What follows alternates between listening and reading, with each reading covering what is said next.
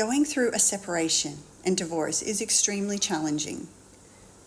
Now, those challenges really depend on the circumstances of the relationship. For example, just having a relationship with somebody and not living with them, we have a lot of emotions that come up and a lot of questions around the unknown. Will we find love again?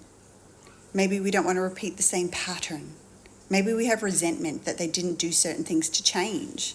Maybe we question ourselves that we did things that we should have changed. And we definitely don't want to repeat the pattern.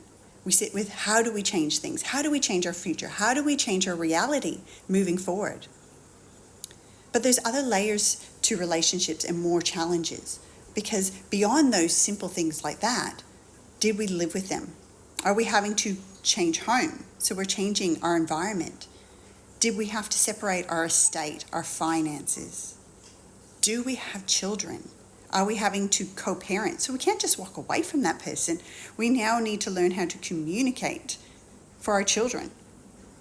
Co-parenting is a challenge on its own. If you've had a relationship that you've actually failed to be able to communicate, and if there's a lot of emotions, a lot of blame, a lot of judgment, a lot of resentment, those things will become more challenging because there's this emotional overwhelm that goes into everything that we're doing in our communication.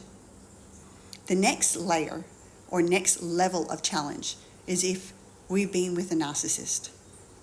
Now, these kind of relationships are by far one of the hardest to move forward from. If we've got children with a narcissist and we're not able to walk away and just break free, that person is going to rub salt in your wounds. It's going to make it hard for you to heal.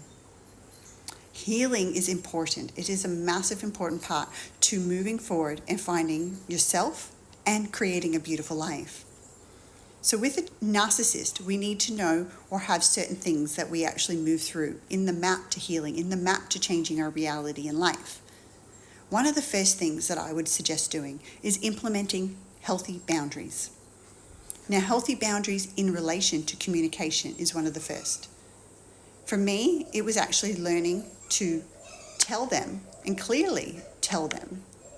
And they didn't want to accept it in the beginning. They wanted to gaslight me and make me feel like what I was doing was wrong. But boundaries are all about creating safety.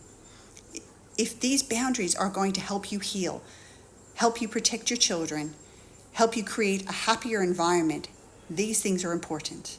Don't ever let anyone question you putting things in place to create more safety. Now, for me, the communication needed to be by email. Why?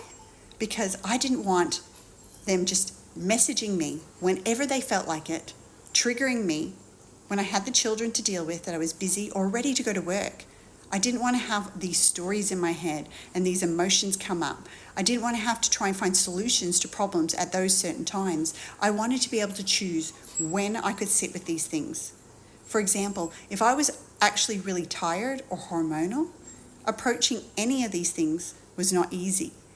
And so I needed to take time out at that time because the responses were never going to be as positive as they could be in other times. I also found through email, it meant that I actually had proof of what we agreed upon. So when they turn around and have this changed perception, oh, I didn't say that, I didn't agree to that, you have proof. And you can just easily cut and paste, screenshot it, whatever you feel like, just actually share that with them. So it stops that argument because you have proof about what you need to do to move forward. You've agreed, that's all there is to it. Here's the proof. Unless we agree on something different, that is not going to change. Now, beyond that, sorry, I have a piece of paper that keeps falling forward. So beyond that, what is it in that communication that you need? You want the communication to be healthy. So if you have children and you're having to communicate with them, the communication needs to be polite and child-focused. It doesn't need to have personal opinions about you or them in it, okay? These continual projections, blaming and attacking is not going to help the situation. You need to focus on the main thing. And the main thing is creating harmony for your children. What do your children need to create safety? What is the best thing for them? So learning how to be able to put that forward in a healthy way is really, really important. The other thing about having it in writing is if the emotional abuse continues, psychological, economical, which is financial control. These things need to be documented, because if it continues and you continue to tell them that, please stop, please stay child focused, please be polite, I'm not going to respond to those kind of things any longer, and they continue to do it, you might be able to get a protection order in place to actually help reinforce those things, because they're never going to see what they're doing is abuse or emotional chaos, manipulation, or that they're lying. Why? Because a narcissist is actually a mental disorder, and they're never likely to get diagnosed with it. Very few do. Now, many people call their exes narcissist, but there is actually a certain amount of traits that they must carry, because everybody's got a little bit of those kind of characteristics within them. But they must contain about 7 out of 12 characteristics to actually be clinically a narcissist. Now, if we understand that it's a mental disorder, and when they are actually doing things, they're not doing it usually on a calculated basis. They're not sitting there working out or focusing on attacking you and hurting you.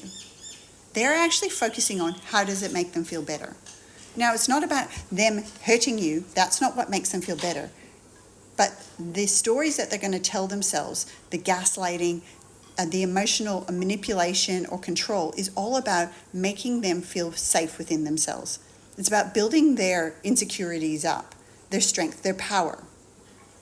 So it's not about you. And that was one of the biggest keys for me, is realizing his actions are actually not about me. It's not actually anything to do with me. These are all about his own inner insecurities and own inner problems with his own inner power. But trying to strip mine away had a great effect on me. So learning how to reclaim my power, reclaim myself, my self-worth.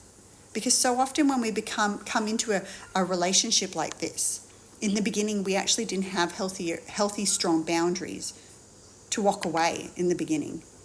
They were able to gaslight us or manipulate us to make us question our own selves.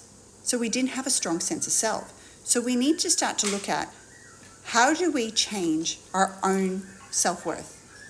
How do we start to heal that inner part of ourselves where we can come into our own strength, where we can actually see things with truth? And truth can only be seen when we're not in a stressed nervous system.